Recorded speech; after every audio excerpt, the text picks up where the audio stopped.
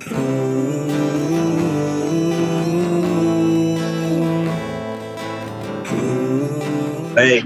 apa-apa ya, saya mulai kita ya. Assalamualaikum warahmatullahi wabarakatuh.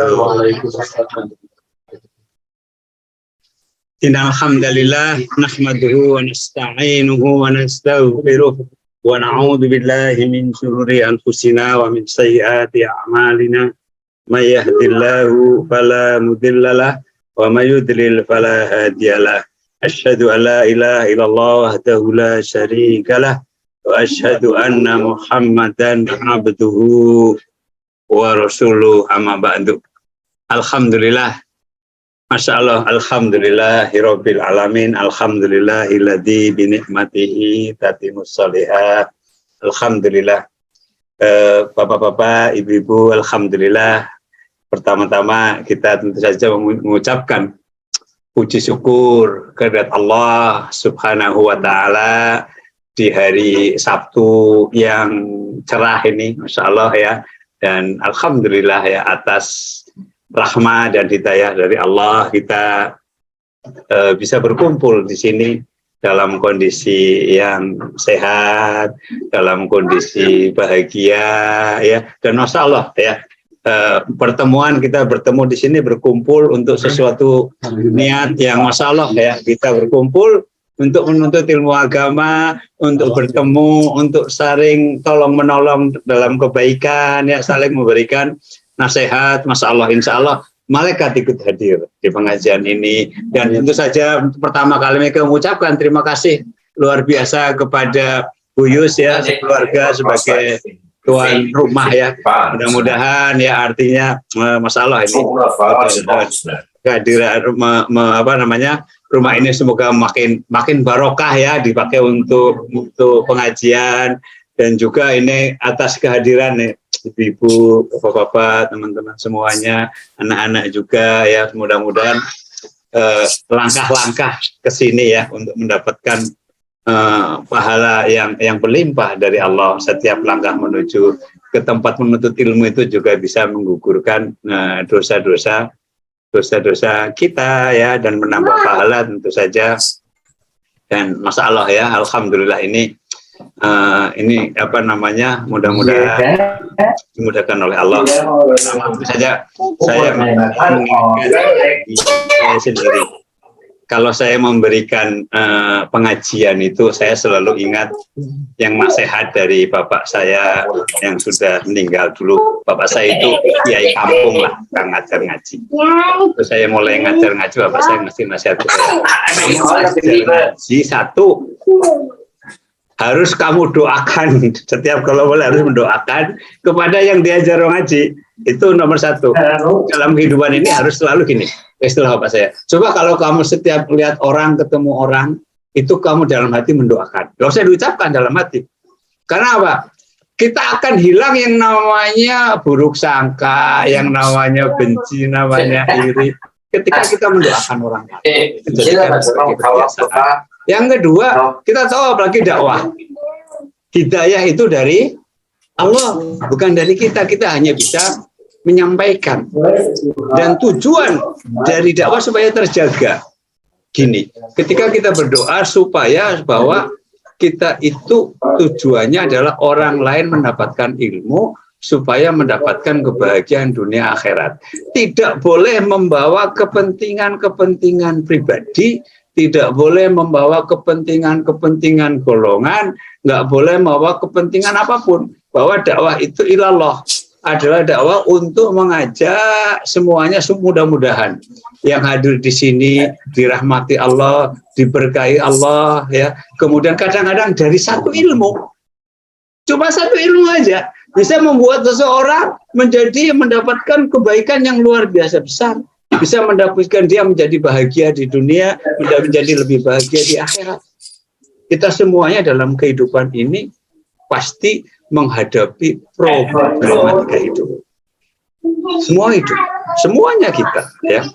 Dan maka ini juga saya menyampaikan ini kebetulan juga ini kita di bulan Maulud Nabi Muhammad Shallallahu Alaihi wasallam. Ya, Maka juga ini juga kita menyampaikan hari ini insya Allah pengajiannya juga terkait dengan sirah Nabi, terkait dengan masalah kisah yang luar biasa dari salah seorang sahabat mulia, ya, Ka'ab bin Malik, ya. Saya akan menyampaikan juga terkait bagaimana sebenarnya saya di dalam, jadi kita akan membahas dari sejarah Ka'ab bin Malik pada waktu perang Tabuk, ya, perang Tabuk, di mana kita akan mengambil hikmah yang kemudian bisa menjadi pelajaran besar buat kita, bagaimana sikap kita ketika kita dalam kehidupan ini terjatuh di dalam suatu musibah, atau kita terjatuh dalam melakukan suatu dosa. Orang bisa saja melakukan seperti itu, kesalahan atau seperti apa. Pertama kali saya akan sampaikan, karena ini ya, pertama, ini kehidupan kita. Manusia itu yang paling bahagia itu kan begini, kalau dia berbuat salah, segera bertobat. Itu manusia yang kunci kebahagiaan. Sebenarnya sederhana sekali. Kalau dia ditimpa musibah, dia bersabar. Kalau dia mendapat kenikmatan, dia bersyukur. Kelihatannya sepele kalau diomongkan. Tetapi yang ingin kita sampaikan dalam kehidupan ini, bagaimana, ya makanya ilmu itu ya yang penting ya. Ilmu itu bukan banyaknya, tapi ilmu itu yang penting barokahnya. Barokah itu apa sih? Coba saya tanya, barokah itu apa? Berkat. Ya, apa itu barokah itu apa? Kenapa kalau orang mendoakan ya Pak, menikah ya berdoanya apa? Barokallahu laka, ya kan? Apa aja? Oh, semoga ini rezeki, yang penting barokah. Apa aja itu barokah? Apa itu barokah sebenarnya? Dengan Tuhannya, dengan Allah. Fungsi barokah, ya kan ya? Jadi saya kira salah satu itu. Tetapi secara umum barokah artinya memberi manfaat, dan manfaat itu menetap. Rezeki semua orang itu sebenarnya jatah rezekinya sama, udah tertentu pasti. Kenapa disebutkan di dalam bahwa orang yang bertakwa dilonggarkan rezekinya? Maksudnya apa? Ada orang rezekinya sama ini, rezekinya sama, tetapi bagi orang tertentu itu dia mendapatkan barokah, rezekinya manfaat, dia merasa cukup, merasa nikmat. Tetapi ada orang yang rezekinya banyak, longgar, dia tetap aja merasa sempit atau habis untuk hal-hal yang tidak bermanfaat. Itu namanya barokah. Juga gitu, dalam semua hal. Dalam semua hal itu yang penting adalah barokahnya. Waktu contoh. Ada orang yang saya itu nggak punya waktu, nggak tahunya sebenarnya kalau ngerjakan ini nggak selesai, ngerjakan ini nggak selesai, semuanya belajar mungkin juga bingung, bikin ini nggak selesai. Apa? Karena waktunya bisa jadi nggak barokah.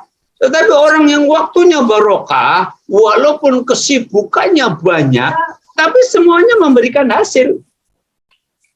Itu barokah. Maka dalam kehidupan ini yang sangat penting ya, itu sebenarnya barokah. Barokahnya waktu, barokah apa yang kita lakukan. Ya, ilmu ini makanya kita sampaikan, datang ke pengajian seperti ini, niatkan bahwa kita semoga dimudahkan oleh Allah, ilmu itu bisa menjadi masuk ke dalam dada kita mendapatkan hidayah dari Allah, kemudian membuat kita menjadi lebih baik. Lebih baik itu apa sih? Agama ini tidaklah Allah turunkan untuk membuat kita sengsara, tidak membuat kita susah. Agama ini adalah untuk membuat kita bahagia. Kalau enggak, ada yang salah. Orang mukmin itu disebutkan dalam Al-Quran sangat jelas, dia pasti mendapatkan kebahagiaan di dunia dan di akhirat. Itu pasti. Kalau enggak, berarti ada yang salah. Jadi seperti itu. Jadi ingin saya sampaikan gini, sebelum saya sampaikan masuk ke dalam topik, bahwa kenapa orang kita sering lihat, ini kenyataan nih. Saya banyak berteman dan kenyataan kita sama-sama lihat. Orang banyak sekali ketika dilonggarkan rezekinya, ketika dia bahkan makin berkuasa, longgar rezekinya, kaya, segala macam sukses, itu kebagian malah terjatuh dalam musibah. Dia coba orang-orang, saya dulu itu rutin pergi ke penjara Sukamiskin di Bandung. Itu rutin saya. Karena ada saudara, ada teman di situ. Dan tahu kalau di situ pejabat semuanya itu saya tak ketemu di situ. Di Sukamiskin. Itu apakah mereka orang-orang miskin? Enggak. Orang-orang suka miskin di penjaranya, tapi orang-orang sebenarnya makan. Kenapa kejeblos? Kita dengar. Kenapa? Kita sebenarnya kenapa orang-orang itu kejeblosnya biasanya paling banyak apa? Uang, wanita. Loh, makanya gini. Kenapa itu terjadi? Begini, satu ya, kalau kita dapat kenikmatan dunia ini, kalau rezeki kita makin longgar, usaha kita makin beres, keluarga kita bahagia, semuanya dilonggarkan oleh Allah. Kalau itu tidak membuat kita makin taat, kita makin dekat kepada Allah, waspadalah. Hati-hatilah. Kok saya dilonggarkan? Kok saya sedikit orang yang makin longgar, kok makin dekat kepada Allah, makin mudah sedekahnya. Sedikit. Biasanya malah makin pelit. Ngomongnya sih nanti kalau rezekinya longgar, begitu kenyataannya longgar, makin pelit, makin takut. Apalagi kalau muda, mikirnya nanti untuk masa depan ini gimana, kebutuhan saya banyak, itu mikirnya kayak gitu. Contoh, jadi seperti itu. Tetapi apa? Makanya di dalam Al-Quran, kalau surat Al-Fatihah coba, kan Allah setelah mengucapkan Bismillahirrahmanirrahim. Alhamdulillahirabbil alamin. Ar-Rahmanirrahim. Itu menunjukkan tentang Allah yang Maha Pengasih, Allah yang Maha Luas rahmatnya, Allah Maha Penyayang. Kemudian apa? Maliki Yaumiddin, yang merajai di hari kiamat. Tujuannya apa? Mengingatkan pada waktu kita longgar, kita harus lebih banyak mengingat tentang bahwa ada azab Allah. Dan itu terutama ya, manusia itu kepleset. Karena apa?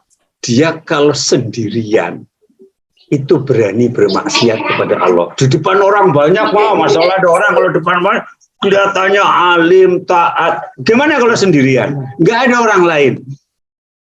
Apakah dia nggak sembunyi-sembunyi, buka di video misalkan, atau apa zaman sekarang, apa aja? Loh, itu orang yang itu kunci untuk menjaga kenaikan keimanan kita. Salah satunya itu adalah bagaimana kita mengontrol diri. Apakah pada waktu kita sendirian sholat kita tetap makin khusyuk? Apakah ibadah kita makin baik? Apakah kalau kita nggak ada orang lain kita seenaknya? Itu untuk mengukur diri kita, dan itu sebagai sumber menjaga keselamatan kita supaya tidak terpeleset. Kalau makin longgar makin ingat kepada Allah. Baik, saya akan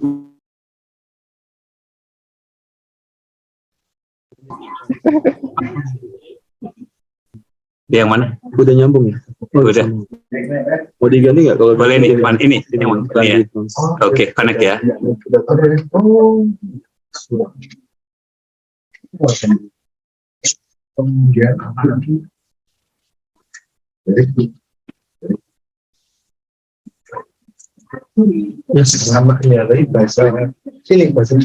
Maaf. Tahan Zoom-nya keputus ini. Jadi oke, baik, kita pindah baik. Maaf buat teman-teman semuanya yang juga memantau dari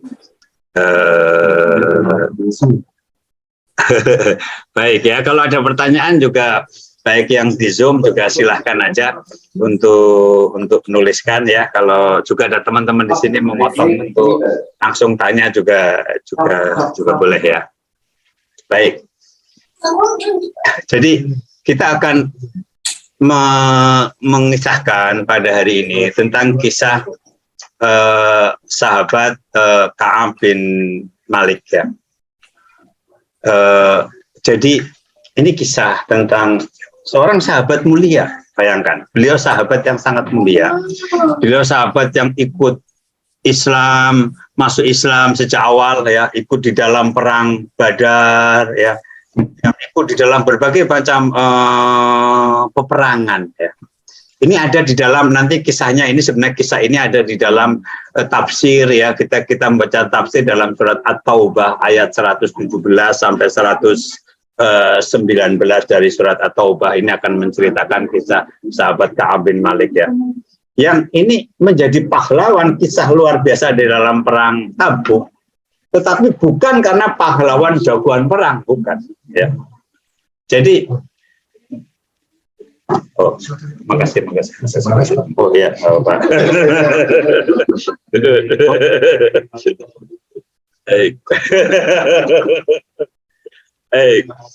Jadi ini kisah yang kita akan ambil hikmahnya. Seorang sahabat yang sangat mulia, Ka'ab bin Malik. Ya. Jadi sahabat yang sangat muda, ketika terjadi perang Tabuk. Ya. Perang Tabuk ini, Masya Allah, ini perang yang dimana Tabuk itu, kalau kita dari kota Madinah, itu sekitar 650, hampir 700 kilometer ya, kalau dari Madinah ke Tabuk. Kalau zaman sekarang 700 kilometer mah santai aja kita ya, pakai mobil selesai lah ya. Tapi zaman dulu, dimana harus berjalan, dan perjalanan melewati padang pasir itu repotnya kan kadang-kadang kalau perjalanan padang pasir itu kadang-kadang gunungnya aja pindah-pindah kan, tergantung angin segala macam. Jadi perjalanan yang luar biasa, dan itu di musim panas. Musim panas itu suhu di Saudi itu bisa sampai 50 ya. Saya pernah di sana, pernah juga sampai 57, pernah lihat seperti itulah. Itu panas luar biasa. Untuk kalau 57 zaman sekarang, kalau masuk Masjidil Haram, nggak ada bedanya, aman aja. Ini di luar, ini jalan seperti. Dan perang yang akan dihadapi adalah perang melawan pasukan Romawi. Zaman dulu, zaman Rasulullah SAW ada dua kerajaan besar, yaitu Romawi dan Persia. Itu yang dihadapi Romawi, yang mungkin sekarang sama dengan pasukan ya bangsa Roma yang sekarang artinya Eropa sama Amerika gitu, seperti itulah ya. Persia itu dulunya adalah sangat berkuasa, itu adalah di daerah Persia, Iran ya, yang kemudian kerajaan itu hancur ya. Romawi tidak dihancurkan, tapi hancur, dikalahkan oleh kaum muslimin. Nah, itu pada waktu perang itu, maka semuanya harus menyiapkan diri, perbekalan sendiri, menyiapkan perbekalan untuk ikut berperang. Ini pada kisah ini tentang bagaimana sahabat yang mulia, dia sampai tertinggal tidak ikut berperang. Dan ini orang Muslim yang kuat fisiknya kemudian tidak ikut berperang. Itu adalah termasuk di dalam suatu tindakan yang dosa. Ya. Sesuatu yang dimana seluruh sahabat waktu itu pergi berperang, hanya tertinggal sekitar 80 orang yang mayoritas adalah orang-orang munafik yang tidak ikut berperang. Nah, kenapa tidak sampai tertinggal? Itu disebutkan ya di dalam penjelasannya adalah sebabnya itu dua hal. Satu, dia meremehkan, gampang nanti persiapannya, merasa itu mudah menyiapkan segala sesuatu. Yang kedua adalah menunda-nunda. Dan ini penyakit manusia yang paling merusak. Menunda-nunda dan meremehkan sesuatu karena menganggap bisa. Ya, ketika kita dalam kehidupan ini, salah satu sumber kegagalan ini dua ini memang. Nunda-nunda kan menganggap kita mampu menyerah. Jadi makanya gini, sebenarnya dalam semua urusan. Satu, kita mengucapkan insya Allah dan menyerahkan bahwa semuanya itu diserahkan kepada Allah. Jangan mengandalkan misalkan suatu kerjaan. Wah, saya ini sudah bertahun-tahun, mungkin saya kerjaan saya sudah 30 tahun ngerjain pekerjaan proyek kayak gini, diserahin anak mau gampang. Ini menganggap diri kita hebat, menganggap itu mudah, itu sumber kegagalan, sumber banyak masalah. Makanya sebenarnya kita itu selalu berdoa, ya, bahwa kita serahkan semuanya kepada Allahumma rahmataka arju wa aslih li sa'nikula fala takilni ila nafsi turfata ain. Jadi kita minta Allah menyelesaikan seluruh urusan kita, janganlah engkau serahkan kepada diriku walaupun hanya sekejap mata. Maksudnya apa? Kita itu nggak bisa apa-apa. Kita itu serahkan semua urusan kepada Allah. Itu kuncinya untuk masalah sekecil, apalagi gede, sekecil apapun. Misalkan saya, ditunjuk jadi ketua MSD. Ini mah gampang, saya sudah biasa ngurusi. Itu kejeblos itu. Kita merasa ini amanah yang besar. Saya nggak bakalan bisa melakukan sedikit pun tanpa pertolongan Allah. Apa aja? Ini penting. Ini sebab satu kegagalan seperti itu. Ini satu pelajaran yang bisa diambil dari kisah Ka'ab bin Malik. Maka dia terjatuh, tidak ikut berperang. Juga ada sebagian yang menambahkan karena perang di musim panas itu, kalau kita tahu di kota Madinah, kapan kurma itu berbuah? Di musim panas.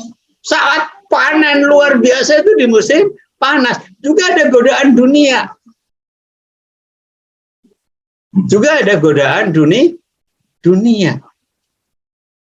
Ini ya, ini memang godaan yang sungguh lah ya, fitnah yang paling besar di dalam kehidupan, apalagi ngomong godaan dunia zaman sekarang ini. Kalau zaman dulu Fir'aun ada godaan dunia, Fir'aun itu berkuasa kayak gitu. Tapi Fir'aun itu kan dulu yang nggak ada yang namanya pesawat yang pakai bisnis kelas, mobil mewah, segala macam nggak ada. Kalau mau bikin piramid itu kan juga supaya salah satunya yang namanya untuk bikin tempat mandi yang pakai hangat segala macam ya. Kita itu semuanya kenikmatan dunia itu betul-betul menyilaukan. Ya, makanya saya sampaikan tadi, godaan dunia pada zaman sekarang itu luar biasa. Dunia itu manis hijau sama godaan wanita. Kalau orang sudah berkuasa, sudah punya mudah sekali terpeleset masalah dua hal itu. Dan saya sampaikan ya, masalah godaan ini, jangan pernah merasa kuat. Apalagi terpeleset masalah Nyun Ngapura, masalah wanita. Jangan pernah merasa, dan itu walaupun, saya ini ustadz, saya imannya kuat, omong kosong. Kalau urusan itu, Nabi Yusuf aja melarikan diri. Apalagi kita.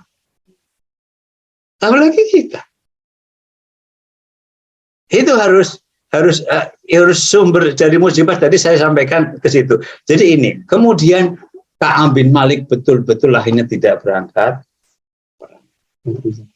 Dan ini dalam kehidupan manusia kita kadang juga terjatuh dalam kesalahan.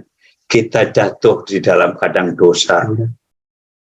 Dan itu tidak siapapun bisa terjatuh seperti itu. Makanya saya selalu mengingatkan, yang kita jaga betul kalau kita lagi longgar, kalau kita lagi dimudahkan oleh Allah, betul-betul perbanyak namanya mengingat Allah, mengingat akhirat, mengingat kematian. Itu kemarin Bu Yus, itu ada video masalah tentang kematian segitu banyak. Itu kita perlu mengingatkan diri kita. Dengan seperti itu kita nggak berani untuk berbuat, terjerumus kita. Masalah ini kita tahu kehidupan di dunia ini sangat sebentar. Saya rasanya baru kemarin saya sudah hampir umur 60 tahun ya. Apakah merasa ya rasanya perjalanan hidup teman-teman saya sudah pada meninggal, kebetulan teman-teman dekat, sahabat saya dekat saya itu banyak sekali yang sudah meninggal, berarti ya nyusul aja lah, tinggal sebentar aja. Seperti itu. Nah, ini kemudian ketika terpeleset saya akan bahas bagaimana sikap kita kalau kita dalam kehidupan ini terjatuh dalam musibah, ya, dan kemudian kepleset. Itu bisa, pertama kita berusaha menghindar dengan mengingat Allah pada waktu kita dilonggarkan. Yang kedua, kalau kita terjatuh, kalau kita mendapat berbuat suatu dosa, terjatuh kesalahan, atau saya bilang saya punya teman, saya punya saudara, bahkan yang sekarang masih ada di penjara juga ada teman dekat, dan saya suka mengunjungi seperti itu. Ini contoh dalam kehidupan kita tidak ingin terjatuh, tapi bisa jadi terjadi. Mudah-mudahan tidak sama sekali, atau kena musibah kita sikap yang salah. Bagaimana kita memperbaiki diri? Satu hal ya, yang paling penting di sini pada kisah Ka'ab bin Malik, ketika beliau balik, maka Rasulullah SAW ketika kembali dari perang Tabuk, kemudian kembali kota Madinah, maka orang-orang yang ikut perang itu datang, dipanggil semuanya masuk ke masjid. Maka ada sekitar 80 orang itu, mayoritas mengatakan apa? Cari alasan. Oh, saya karena ini, karena sakit, karena ini, karena ini. Dengan segitu banyak alasan. Maka disebutkan yang menyelamatkan Ka'ab bin Malik ketika itu bertekad bahwa saya akan berkata jujur.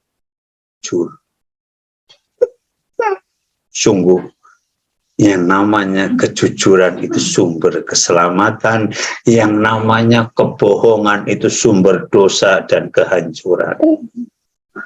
Walaupun bergurau, kalau bisa nggak ada kata bohong. Itu kita jaga. Itu sumber keselamatan, sumber kebahagiaan. Jangan pernah bohong. Ajarkan kepada anak-anak kita sejak kecil.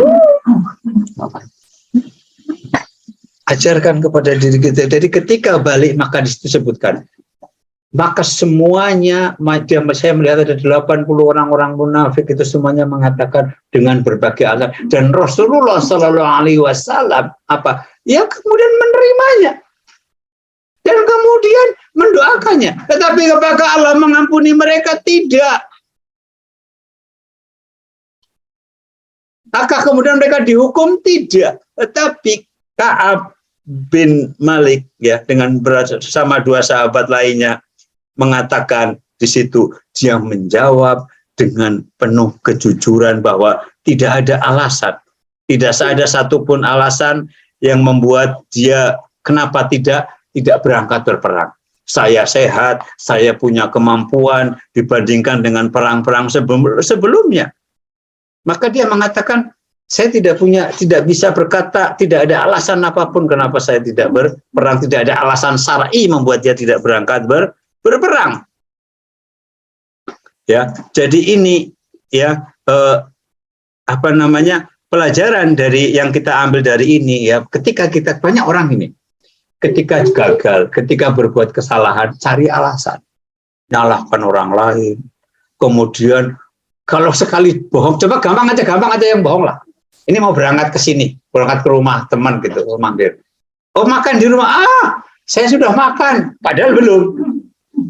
Bohong satu kan. Kemudian makan di mana? Nah, bohong lagi kan. Oh, tadi mampir di warung. Warung mana? Warung itu udah bohong lagi. Warung. Oh, makanannya apa? Oh, makanannya ini. Bohong lagi. Enak nggak? Oh, enak. Kalau macam harganya berapa? Enak terus. Bohong. Nggak selesai. Itu dalam kehidupan seperti itu. Dan paling banyak orang berbohong kalau bikin alasan. Apakah itu akan menyelamatkan? Tidak.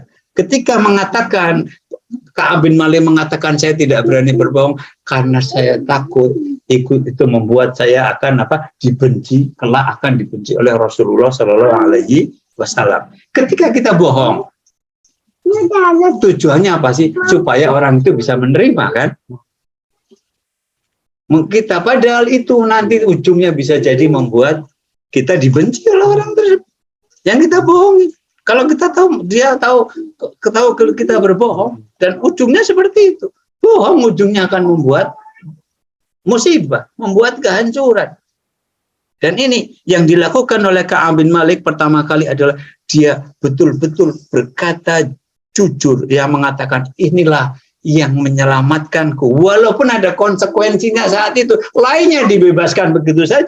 Ka'ab bin Malik dan 3 sahabat lainnya yang jujur, maka dihukum oleh Rasulullah Shallallahu Alaihi Wasallam sampai turunnya keputusan dari Allah, maka disuruh semuanya tidak boleh bicara, tidak diisolasi. Sama sekali tidak boleh ada yang berkomunikasi dengan mereka. Kecuali waktu itu masih dibolehkan istri. Istrinya masih boleh, di luar itu tidak boleh berkomunikasi. Itu hukuman yang berat. Karena komunitas yang terbatas di Madinah, mereka sahabat-sahabat yang mulia, berkumpul, satupun tidak ada yang dibolehkan komunikasi. Istilahnya diisolasi lah sama sekali. Itu seperti itu hukumannya sampai turun keputusan dari Allah. Yang waktu itu berjalan sampai 50 hari. Dan itu saat-saat yang Ka'ab mengatakan saat itu dunia bumi yang luas terasa sempit. Dadaku terasa sesak. Jadi itu waktu itu hukum. Sementara yang berbohong dihukum enggak? Enggak. Makanya hati-hati ya dalam kehidupan dunia ya. Kalau kita kadang-kadang yang namanya gini, orang yang pintar ngomong, misalkan kita ada masalah ini, masalah sengketa tanah, yang dimenangkan bisa jadi yang karena punya lawyer bagus, pintar ngomong. Apakah di dunia dia mungkin untung? Apakah dia selamat di akhirat? Lah, tidak akan selamat di akhirat. Ya, itu berat, perkara yang berat. Ya. Jadi ini yang harus kita perhatikan dalam masalah seperti ini. Dan ketika itu maka ketika diisolasi oleh ada satu muncul godaan, ya ada satu muncul godaan yang saya sampaikan di dalam disebutkan ketika Ka'ab mengatakan ketika saya berada di pasar, kemudian ada seorang yang mencari aku, ya ada seorang yang mencari aku, kemudian dia itu ternyata utusan salah seorang raja Nasrani, ya yang kemudian dia namanya Raja Ghassan, ya Raja Ghassan yang isinya apa? Telah sampai kepada kami bahwa sahabat-sahabat kamu mendiamkan kamu. Selain itu bahwa sahabatmu bersikap dingin terhadapmu dan Allah tidak menjadikan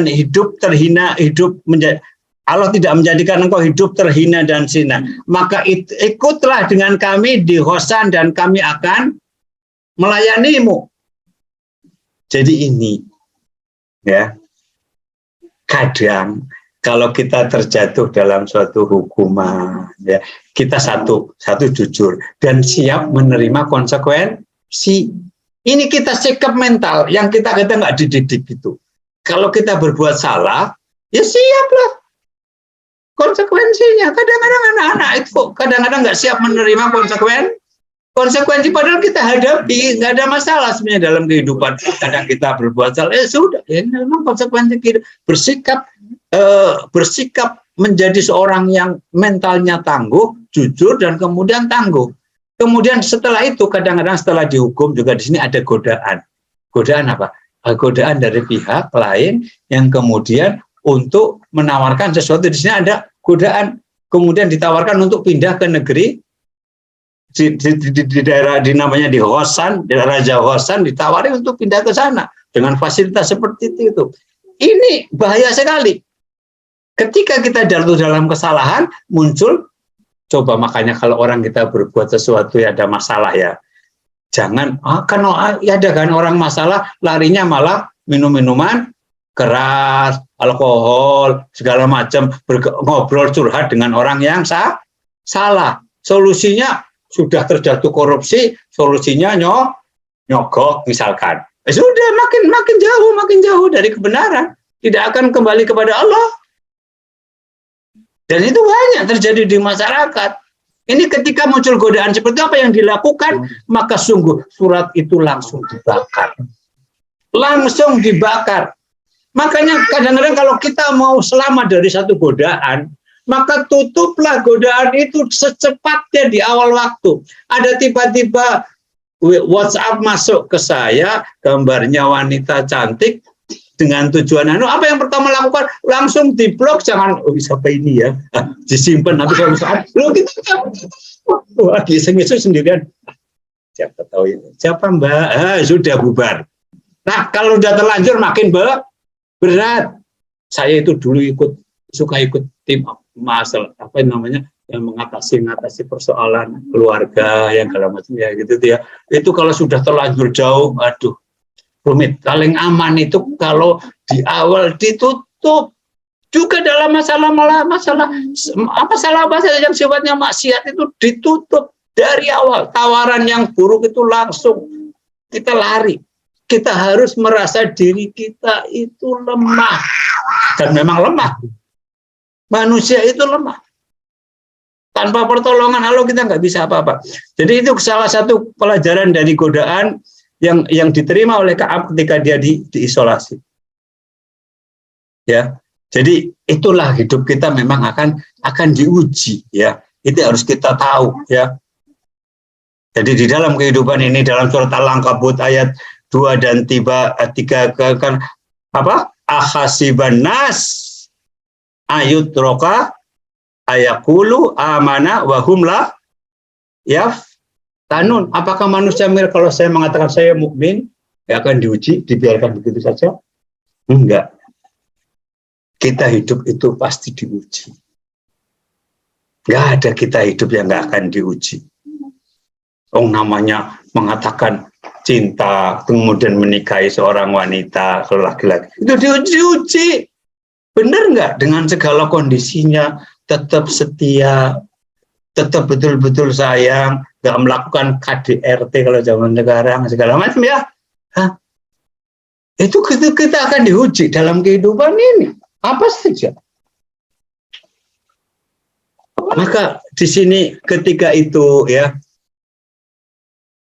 ujian itu pada hari ini saya tambahkan pada hari ke-40 setelah ujiannya itu diisolasi dengan kondisi pada hari ke-40 maka Rasulullah Shallallahu Alaihi Wasallam memberi hukuman tambahan bahwa mereka harus menjauhi istrinya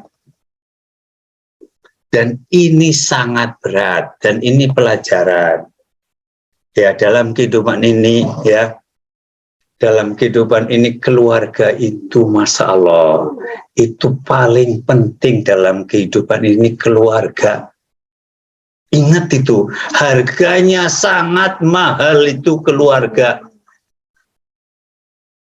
Keluarga makanya yang namanya iblis. Namanya iblis itu dalam hadis tentang Raja Iblis itu bersemayam di atas air lalu memanggil para anak buahnya datang yang satu saya hari ini telah menggoda ini oke saya hari ini membuat orang berbuat ini kemudian datang salah satu orang hari ini saya telah membuat satu keluarga pecah satu keluarga bercerai maka inilah yang dianggap paling sukses karena kalau keluarga rusak itu maka bisa rusak seluruhnya dalam ibadah, dalam segala macam dan menjaga keluarga tetap bahagia itu dari awal nikah sampai tua. Jangan kira kalau sudah tua tetap aman, enggak.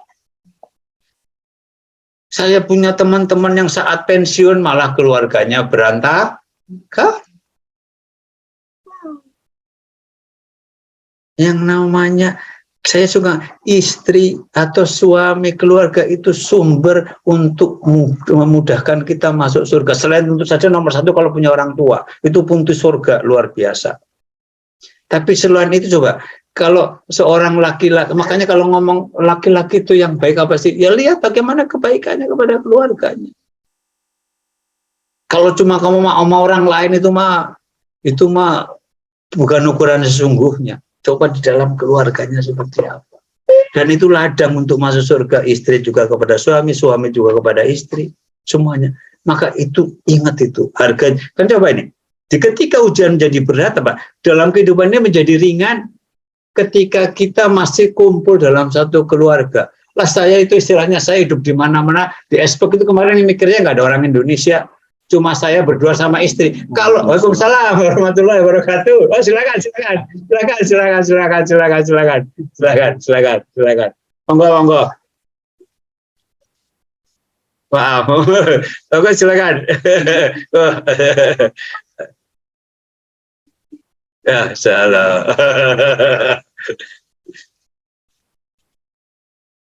Saya lanjut ya. Sini. Salah, alhamdulillah.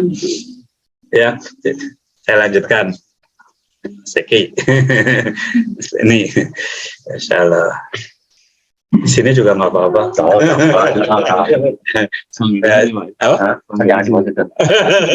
Satu tukar sebelah sama saya.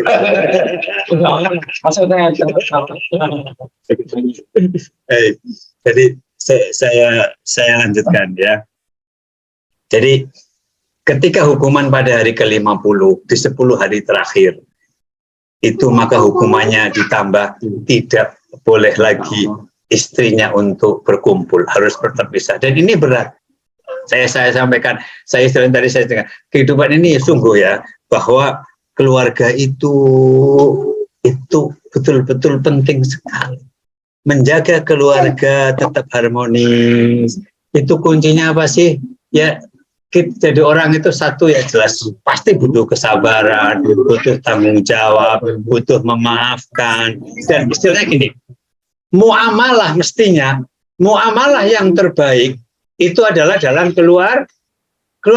Kalau bisa enggak? Kita kalau ngomong ke istri, ngomong ke suami, ngomong ke anak, itu pakai bahasa yang ucapan yang terbaik.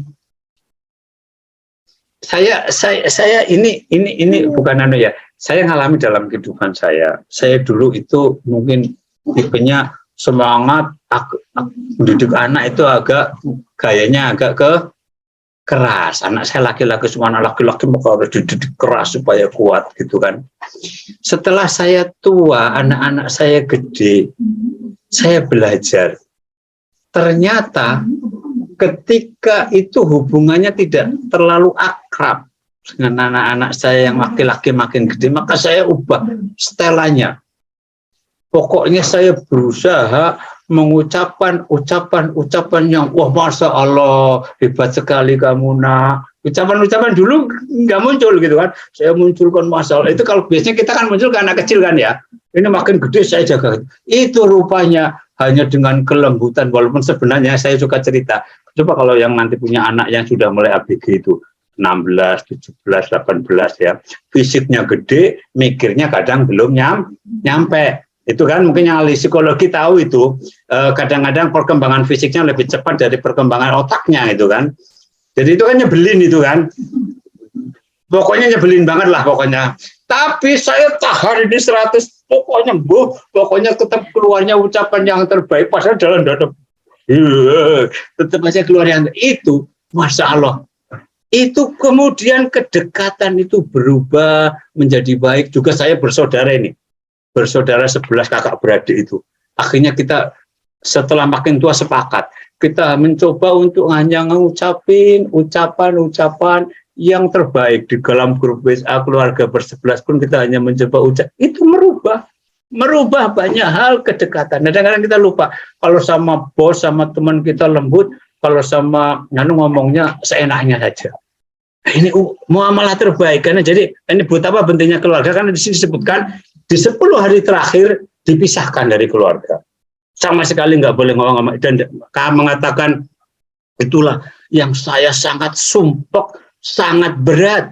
Istilahnya kalau mengujian seperti apapun, itu saya hidup pindah-pindah negara itu ya, apalagi cuma berdua sama itu. Kalau masih ada istri berdua, nggak ada orang lain, tenang aja lah, aman aja gitu. Selesai sudah, ya kan? Nggak ada masalah. Tapi kalau sama sekali nggak, itu berat, itu sangat berat ya, seperti itu. Jadi ketika itu mengatakan begitu sumpeknya sampai kepada hari ke-10, pada hari 10 maka Ka'ab itu mengatakan saya sholat subuh di atas atap rumah. Jadi kalau kita tahu di Timur Tengah Middle East itu kan ya, atap rumah nggak pakai genteng gini tapi datar ya, karena saya sumpeknya saya pakai cari udara segar, saya sholat subuh di atas rumah. Maka pada hari itu turunlah surat At-Taubah ayat 117, 118, 119. Coba ini Pak Imam bacain saya dong ketika sholat itu. Apa?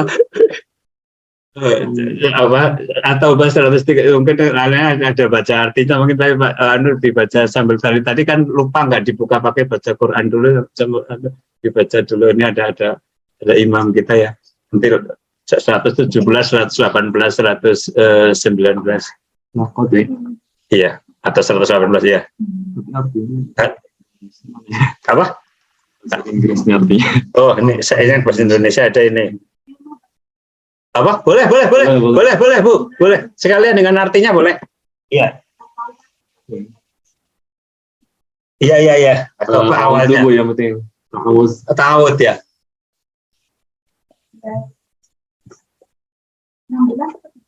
117, 18, 19. 117, 118, 119.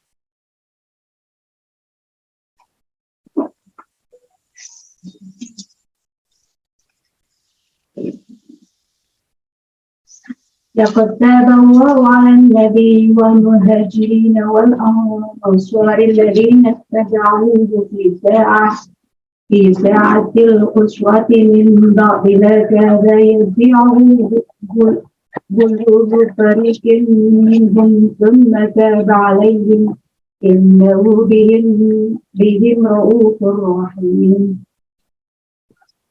Allah has ولا الثلاثة الذين خلفوا حتى إذا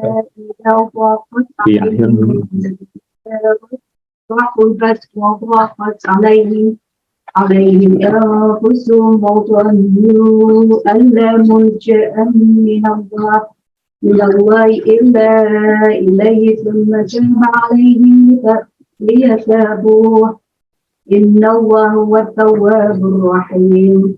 يا أيها الذين آمنوا اتقوا الله وكونوا مع الصادقين. صدق الله العظيم. Artinya sekalian, mungkin ada yang mau baca? Iya, silakan boleh Pak Mursi. 117, 118, 119 ya. Pada saat itu dengan menyebut nama Allah yang bermaksud At-Taubah ayat 117. Sungguh Allah telah menerima taubat Nabi, orang-orang muhajirin dan orang-orang ansar yang mengikuti Nabi pada masa-masa sulit. Setelah hati segolongan berpaling, kemudian Allah menerima taubat Nabi. Sungguhnya Allah Maha Pengasih, Maha Penyayang kepada mereka. 118. Dan terhadap 3 orang mau ditinggalkan hingga ketika bumi terasa sempit bagi mereka, padahal bumi itu luas dan jiwa mereka pun telah pula terasa sempit bagi mereka, serta mereka telah mengetahui bahwa tidak ada tempat lari dari siksaan Allah melainkan kepadanya saja. Kemudian Allah menerima taubat mereka agar mereka tetap dalam taubatnya. Sesungguhnya Allah Maha Penerima Taubat, Maha Penyayang. 119. Ya. Wahai orang-orang yang beriman, bertakwalah kepada Allah dan bersamalah kamu dengan orang-orang yang beriman. Baik, insyaallah. Jadi ini ketika beliau taubatnya diterima, maka turunlah ayat ini.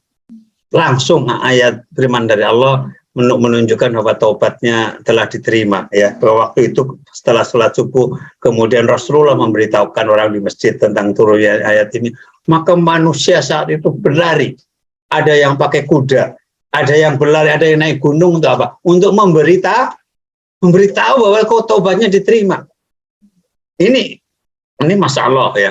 Mereka bersemangat sehingga ada yang kemudian yang berteriak dari gunung, kemudian maka Ka'ab mendengar tentang diterima taubatnya. Ini pelajaran juga ya di sini, bahwa sungguh ketika ada kabar gembira buat teman kita ya, walaupun itu kan, maka segeralah sampaikan kabar gembira kepada saudara kita yang, karena gini, salah satu yang kadang orang lupa, salah satu amalan yang sangat disukai dalam Islam ini adalah memberikan kebahagiaan kepada saudara kita. Memberikan kebahagiaan kepada saudara kita itu amalan yang pahalanya sangat besar. Jangan anggap sepele. Maka selalu saya ingatkan, yang namanya paling banyak masuk surga adalah apa? Orang yang bertakwa dan mempunyai akhlak yang baik. Dan salah satunya, jadilah orang yang kalau, makanya gini ya, walaupun kita sumpah, walaupun kita masalah, kalau ketemu gini, ya yang senyum menyenangkan orang, simpen aja lah urusan kita ini gampang. Seperti itu. Karena ketika kita membahagiakan orang, ya, insya Allah dada kita juga menjadi lapang. Dan itu adalah bentuk cinta. Ketika ada kebahagiaan yang diterima orang, maka kita ikut bahagia, dan itu mereka bersemangat luar biasa untuk mengabarkan kabar itu. Karena taubatnya diterima, ini luar biasa. Mereka mengisolasi karena perintah Allah dan Rasulnya, bukan mereka ada kebencian. Nggak ada rasa kebencian. Wah, ini kenapa orang ini nggak ikut perang? Kemudian kita kebanyakan diterima, kita merasa iri, merasa dengki. Tidak ada. Mereka begitu senangnya ketika saudara kita bahagia. Ini yang harus selalu tanamkan di diri kita. Kita harus ikut bahagia kalau saudara kita mendapatkan kebahagiaan. Dan ini mereka berlari memberi kabar kepada Ka'ab bin Malik, dan Masya Allah. Sangat mengatakan hari ketika diterima taubatnya itu adalah hari terbaik dalam hidupku, kata Ka'ab. Hari ketika dikabarkan aku diterima taubatnya itu hari yang terbaik dalam kehidupanku. Maka sungguh kalau ada, dan semua orang itu beramai-ramai ketika dia jalan memberikan selamat kepada Ka'ab bin Malik yang disebutkan. Ini menunjukkan ya, ketika ada saudara kita ya kemudian menjadi lebih baik, ya maka kita ikut bahagia dan memberikan selamat, Masya Allah ya, ya misalnya maaf lah, mungkin kita punya teman yang tadinya mungkin yang suka berbuat maksiat, kemudian dia berhenti, Masya Allah, ucapan selamat, Masya Allah, ini kebaikan luar biasa. Atau yang tadinya sama sekali mungkin nggak pernah sholat sama sekali, kemudian mau mulai sholat, ya jangan malah kita harus bahagia sekali, senang, Masya Allah, sudah mulai sholat, walaupun sholatnya kadang sholat, kadang masih enggak, tapi sudah mulai sholat, ya itu udah lumayan disambut kebaikan. Saya pernah punya teman yang kalau ngomong agama panjang sekali, tapi begitu sholat nggak pernah nongol, sholat Jumat juga nggak pernah nongol. Satu saat duk kok ikut sholat, sebuah masalah itu jangan, itu satu luar biasa ya. Seperti itu kita menjadi seorang yang memang selalu itu sampaikan, menjaga keikhlasan hati kita. Pokoknya kita keikhlasan hati kita, pokoknya pinginnya adalah membagikan kebahagiaan dan kebaikan kepada orang lain ya. Jadi dan di sini maka saya akan sampaikan di ayat ini 118 terutama. Ada hal yang sangat penting di sini. Di sini Allah berfirman di dalam 118 yang tadi bahwa Allah malja'a minallahi ila ilaihi summa taba alaihi. Jadi begini, bahwa di sini disebutkan ketika mereka mendapatkan taubatnya, ketika mereka menyadari bahwa tidak ada tempat lari dari siksa Allah, dari kemurkaan Allah, kecuali kembali kepada Allah. Ini dalam kehidupan ini banyak sekali ketika kita dapat masalah. Kenapa kadang orang masalahnya nggak selesai-selesai? Orang mukmin dapat masalah, tapi masalah itu akan selesai. Tapi ada orang yang masalah tidak pernah selesai. Apa bedanya? Ketika seorang mukmin, ketika mendapat masalah, ketika dapat problematika kehidupan dan lain-lain, maka dia larinya semata-mata bergantung bahwa dia tidak ada yang bisa menyelesaikan masalahnya, yang bisa membantu kecuali kepada Allah. Ketika dia menggantungkan sepenuhnya kepada Allah, bukan kepada manusia. Manusia itu sebagai jalan saja. Kita sakit, ada dokter yang mengobati dengan cara paling hebat. Kita apa? Itu jalan dari Allah melalui dokter, melalui obat. Tapi semua solusi masalah itu dari Allah. Ketika kita selalu berpikir seperti itu, bahwa kalau ada masalah, jangan sampai saya sudah berusaha segala macam, sudah nggak ada jalan lain, baru berdoa. Manusia paling lemah adalah manusia yang jarang berdoa, walaupun dia kuat, walaupun dia sehat, walaupun dia kaya. Kalau jarang berdoa itu manusia paling lemah. Ketika ada masalah, nomor satu lari kepada Allah, maka masalah itu akan selesai. Pasti masalah akan selesai. Jadi ini pada ayat ini mengajarkan kepada kita pentingnya kita bergantung kepada Allah sebesar apapun masalah kita. Saya kira ini yang bisa saya sampaikan ya, mudah-mudahan sebagai masalah ini pendahuluan. Tapi jadi saya kira kita buka untuk tanya jawab ya. Kalau saya terlalu panjang nanti tidak ada kesempatan untuk tanya jawab ya. Saya kira jadi kadang-kadang, dan kita boleh bicara apa saja, boleh bertanya apa saja, boleh mendiskusikan apa saja. Selama saya bisa jawab, saya sampaikan. Kalau nggak bisa, saya akan catat ya, seperti itu. Dan juga tidak harus saya, karena nanti kalau ada yang bisa memberikan jawaban dan lainnya juga silahkan, memberikan koreksi juga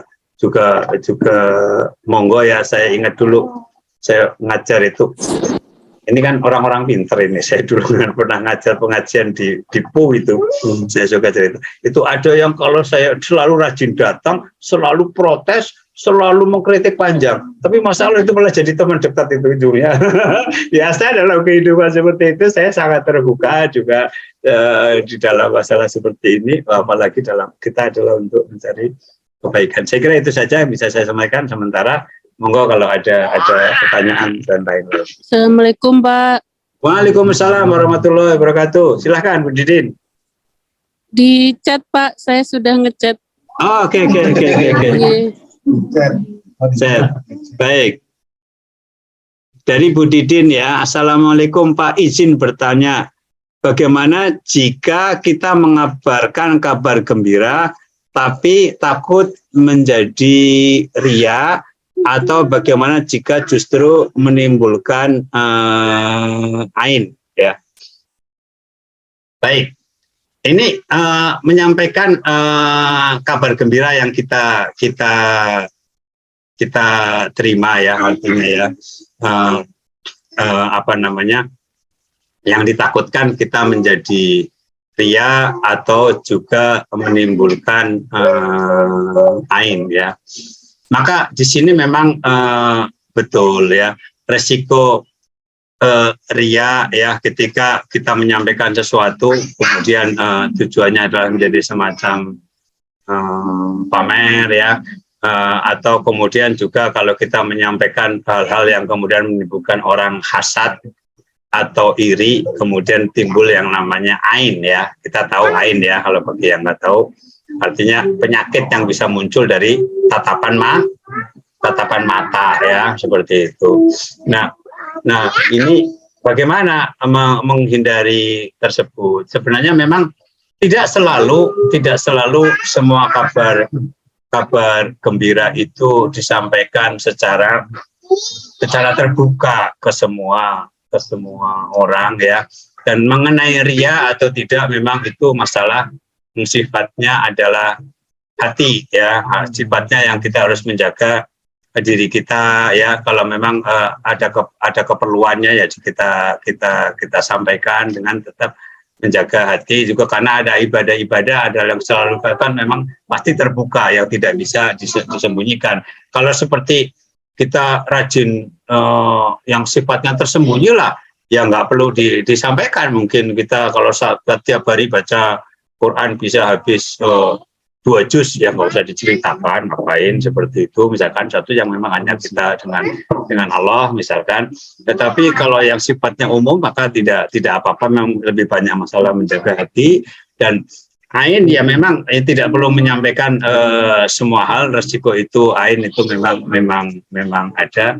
Tetapi kabar gembira secara umum adalah jika untuk kabar gembira kepada orang lain, ya. Kalau dari apakah terjadi diri kita atau terjadi pada orang lain yang memang memberikan manfaat, yang membuat orang senang, atau kemudian seperti ada kabar gembira buat orang tua kita atau saudara kita sampaikan membuat mereka senang, maka itu ya artinya bisa diseleksi lah seperti itu. Mungkin itu yang bisa menjawab pertanyaan.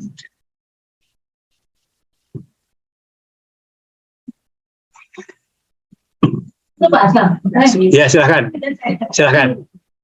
Hubungan dengan penyakit ain itu apakah memang kita mengenai kita kalau ada penyakitnya gitu. Misalkan sekarang ekspor gitu kan. Maka ketika kita jalan-jalan gitu kan. Jadi kita hanya bukan sama orang lain. Ya. Maka itu juga akan berakibat ain. Terus yang kedua, itu tandanya bahwa taubat kita diterima gitu. Kalau yang tadi sahabat Rasulullah saat itu bukan adanya ayat, kalau untuk kita tuh tandanya diterima apa ya? Baik. Tentang masalah ain, apakah bisa dari misalkan video atau foto melihat seperti itu, maka walau alam ya. Sebagian mengatakan itu bisa terjadi, ya, terutama makanya sebagian ada yang tidak mau menunjukkan foto, terutama pada anak-anak bayi dan lain-lain yang kadang-kadang ada risiko itu.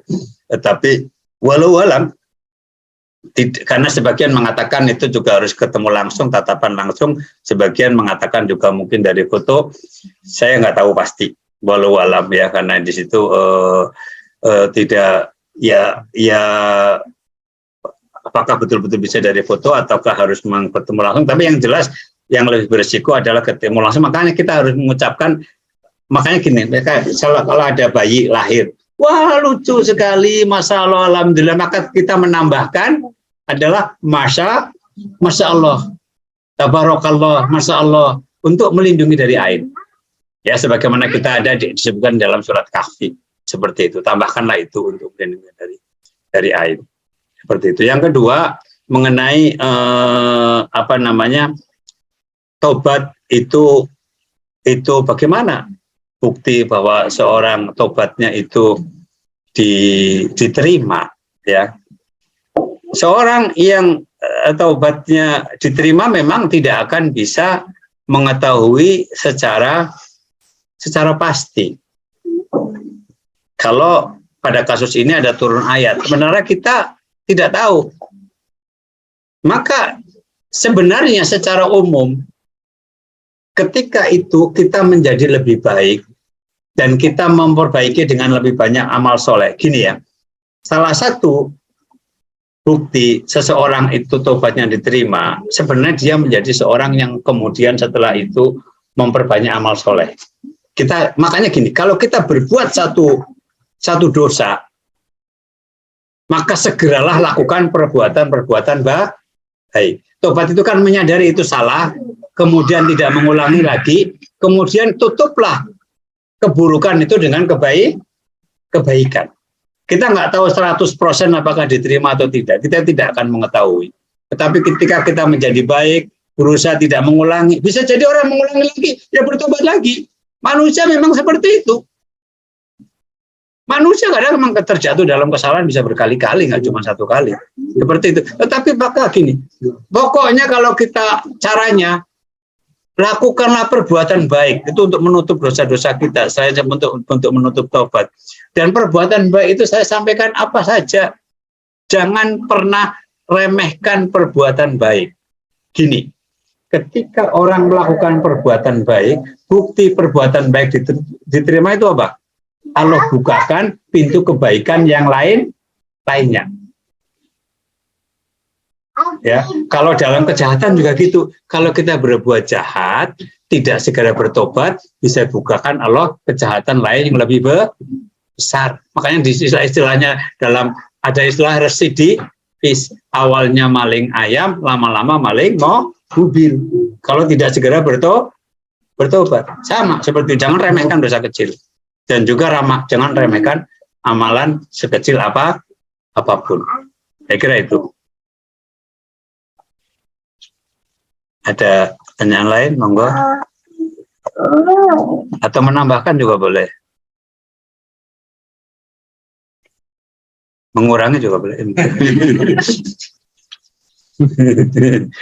Alhamdulillah ini. Ini saya tadi dipeseni, mungkin kalau semuanya belum kenal, Bu Yus memperkenalkan diri dulu, Bu Yus sebagai tuan rumah, Masya Allah. Jadi, oh di atas ya, oke. Ya Masya Allah, Alhamdulillah.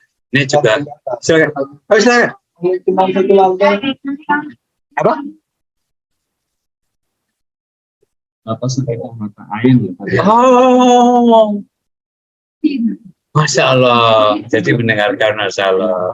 Kenapa air itu di mata? Jadi begini deh.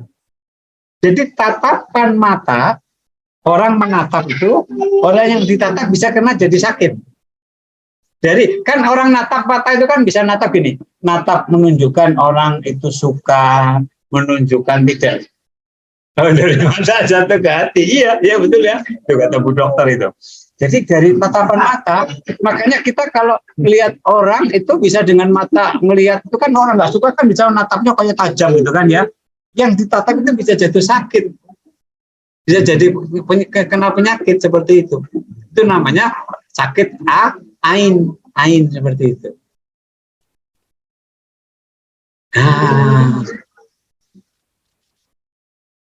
Ya. Nggak suka ke orang baik seperti itu ya. Makanya seperti itu ya. Yang sakit orang yang ditatap, bukan matanya yang sakit. Yang sakit justru yang kena mata tatapan itu. Maka kita berlindung kepada Allah ya, supaya tidak sakit karena ain, karena tatapan orang. Kalau kita ada satu ini bagus ya, kita tambahi ucapan apa? Masya Allah gitu kan. Seperti supaya tidak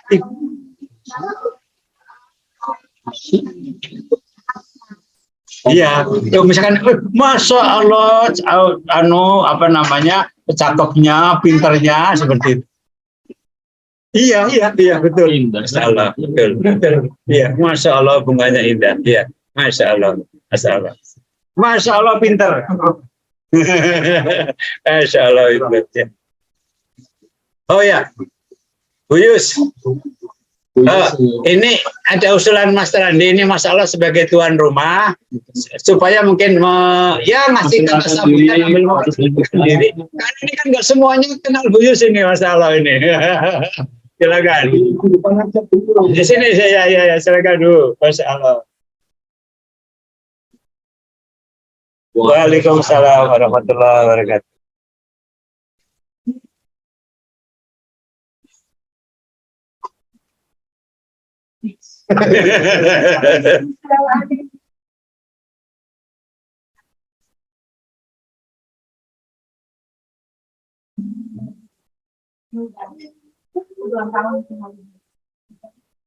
Suami dapat kerja di sini. Sebenarnya bisa dicegah di Belanda, tapi karena di Belanda waktu itu lockdownnya terlalu ketat banget. Anak-anak juga nggak gitu senang di sekolah di rumah. Kemudian kita kok lihat dia di sini kok agak fleksibel di Belanda. Terus kita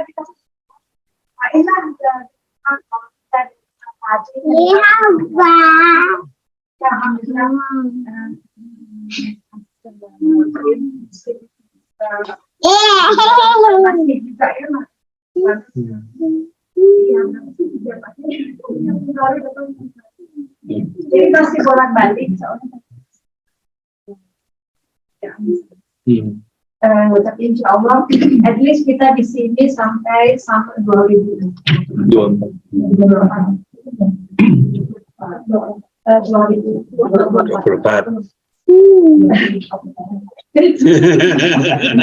Ya, insya Allah.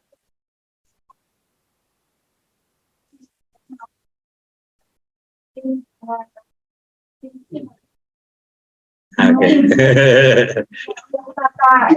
Kecil Pak ya. Iya. Itu nyindir saya nggak pulang-pulang.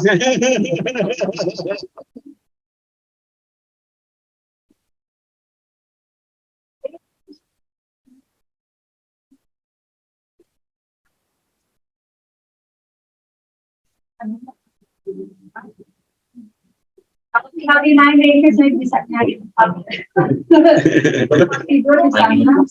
Kalau di Jawa Timur membuat juga saya perbatasan menuju sama segitu mau besok di sana. Jadi semoga silaturahmi Pak ya.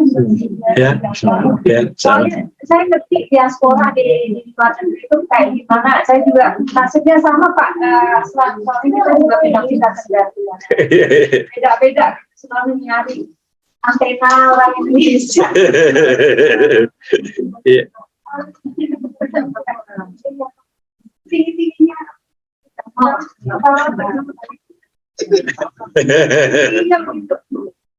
Terima kasih nanti kawannya kalau anak enggak suka ada.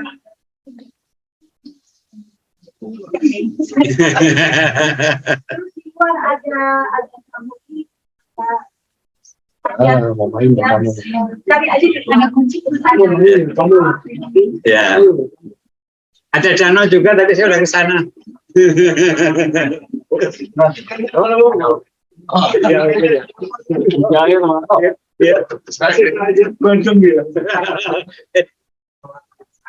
Ada alat pancingnya nggak Bu? Untuk pancing ikan di situ. Bawa sendiri. Ya, prepare tuh.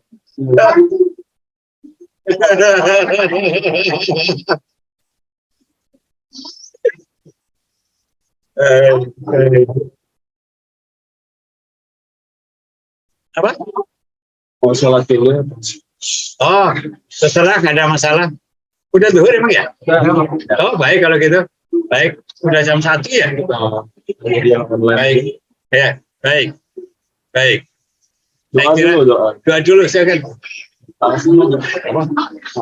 Lebih biasa kalau doa tuh yang lebih sepuh lah. Baik. Mari kita akhiri ya dengan sama-sama. Masya Allah, alhamdulillah ya.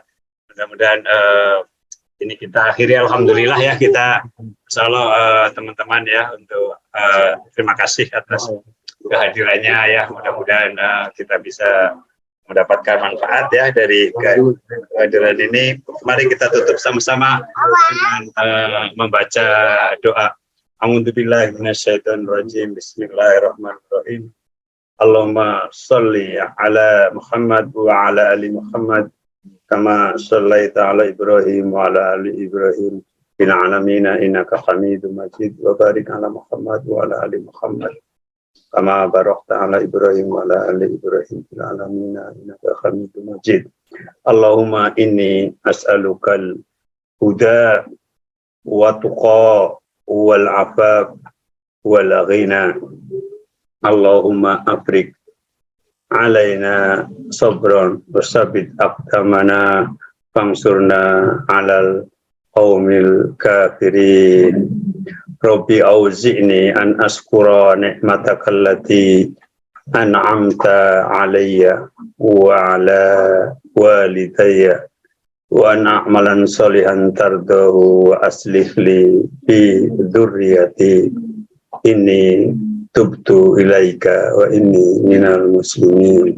Ya Allah, berikanlah kepada kami rahmatmu, petunjukmu, hidayahmu, dan jadikanlah kami orang-orang yang bersemangat untuk beribadah kepadamu, mudahkanlah segala urusan-urusan kami, dan perbaikanlah kehidupan kami. Jadikanlah anak-anak kami anak-anak yang soleh. Jadikanlah kami keluarga yang senantiasa berada di jalanmu, mendapatkan hidayah dan petunjukmu ya Allah, dan ampunilah dosa-dosa dan sayangilah kedua orang tua kami ya Allah. Rabbana atina fid dunya hasanah wa fil akhirati hasanah wa qina adzabannar walhamdulillahi rabbil alamin.